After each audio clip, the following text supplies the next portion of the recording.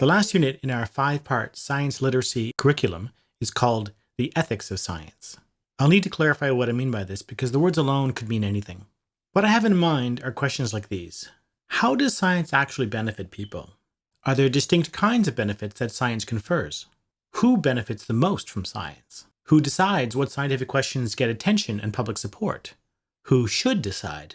Do some people or some countries disproportionately benefit from science at the expense of others? If so, is this situation justifiable, or is it unfair?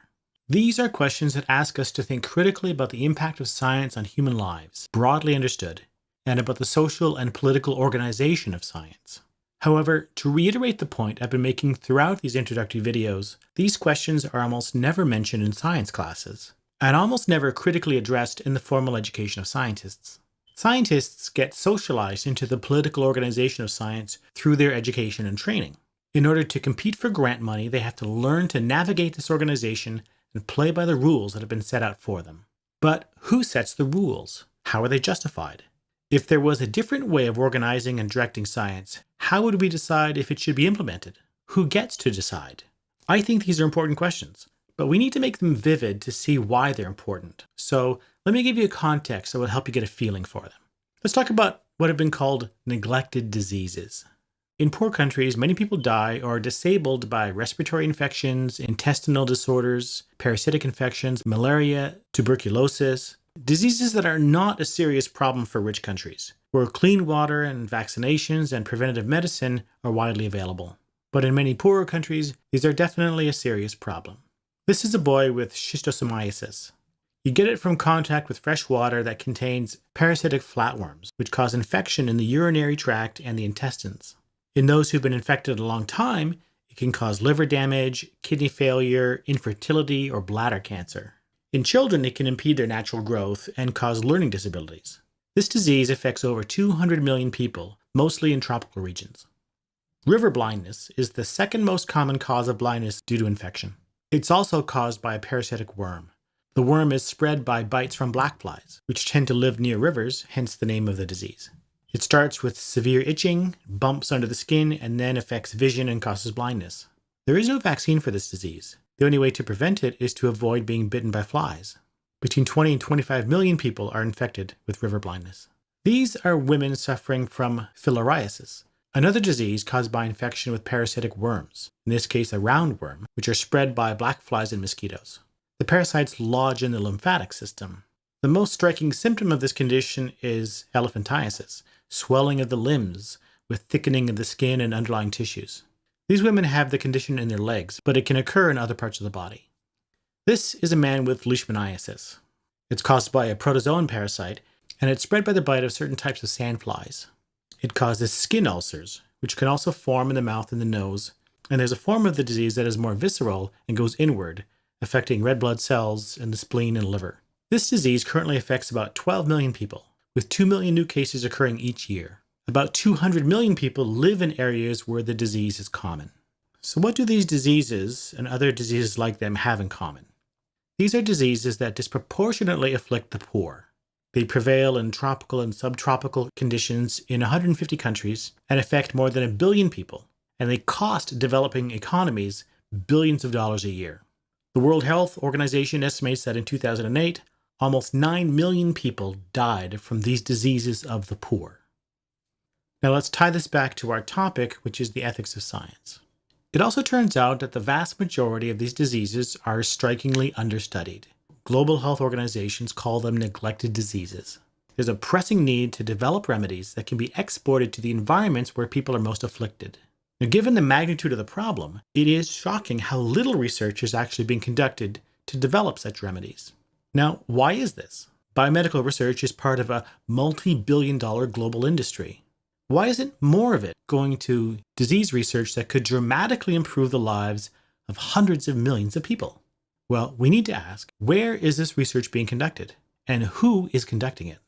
Disease research follows most basic scientific research in that it's almost entirely conducted within modern, industrial, high GDP countries.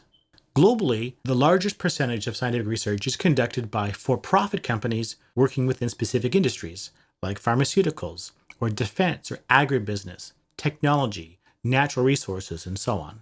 A smaller percentage, but still very important contribution to basic research, comes from government agencies of these rich countries, like the National Science Foundation and the National Institute of Health in the United States. These agencies partner with universities and private companies to form the backbone of publicly funded research and development within the richer industrial countries of the world. Now we need to ask, what determines the research priorities of these different sources of scientific funding? Well, in the case of for-profit companies, their priority will be to direct their research towards products that can be brought to market and sold for a profit. Obviously, there's more profit to be made serving the needs of the rich than the poor. National funding agencies, on the other hand, tend to direct research funds toward projects that improve the quality of life for the citizens of that nation. But in richer countries like the United States, these neglected diseases are not a pressing problem, so historically they haven't been a national priority.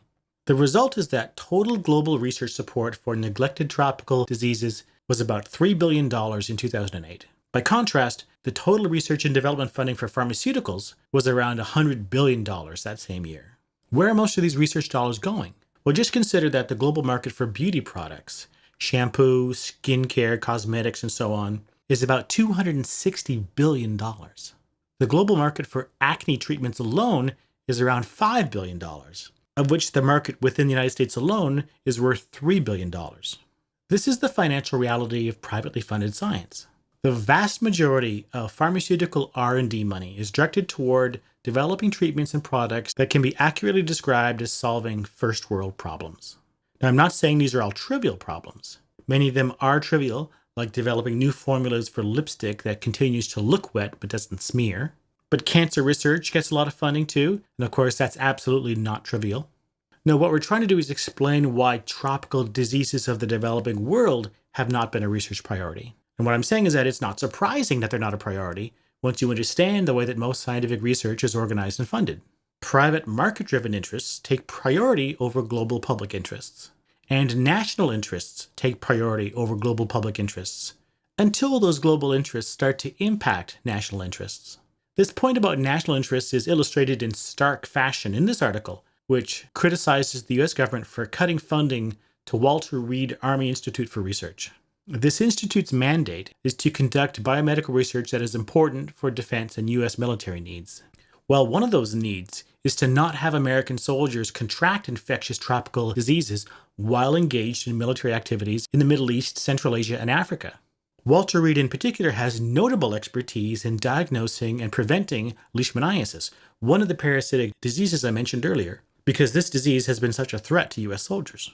As the article says, by cutting funding to this infectious disease research program, quote, we now risk sending US troops into harm's way, deprived of our nation's most important resource for preventing tropical infections, unquote. In this instance, the concern for funding research on tropical infectious diseases is entirely reflected through the lens of US national interest, and in particular, the interest of US national defense. There's no mention whatsoever of the value of this research for the welfare of local populations who actually live in those regions.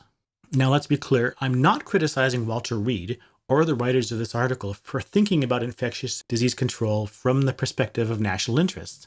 That's their job, that's their mandate.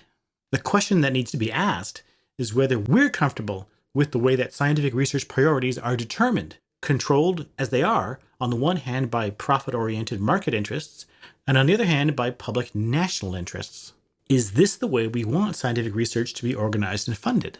But that just raises the questions that I wanted to address in this unit. So to close, let me repeat them here. How does science actually benefit people? Are there distinct kinds of benefits that science confers? Who benefits the most from science? Who decides what scientific questions get attention and public support? Who should decide? Do some people or some countries disproportionately benefit from science at the expense of others? If so, is this situation justifiable or is it unfair? Now, believe it or not, my concern with this unit on the ethics of science isn't specifically with biomedical research and global health. I'm just using this to give a vivid example that illustrates one important dimension of the problem. I believe that an important component of science literacy is understanding that we all have a stake in these questions. A program of science literacy should equip people with the relevant background knowledge to be able to participate in critical conversations about the social and political organization of science, and specifically these sorts of questions. So in this unit on the ethics of science, I'm going to develop some resources that will help people ask the right sorts of questions to better understand what's at stake and how we, as a society, answer them. I know it's taken a while, but this wraps up my introduction and overview of the curriculum for science literacy that I'm developing. If you haven't seen the introductions to the other units in this curriculum, you can find them in the playlist or link to them directly off the screen or in the description below if you're watching on YouTube. Or you can see them all with transcripts at criticalthinkeracademy.com. This project, along with all the other content I produce for the Critical Thinker Academy, is being crowdfunded through Patreon. I'm devoting myself full-time to this work, but it can't be completed without the support of people who want to see it completed. So if you find any value in this project at all, please consider becoming a patron. Thank you.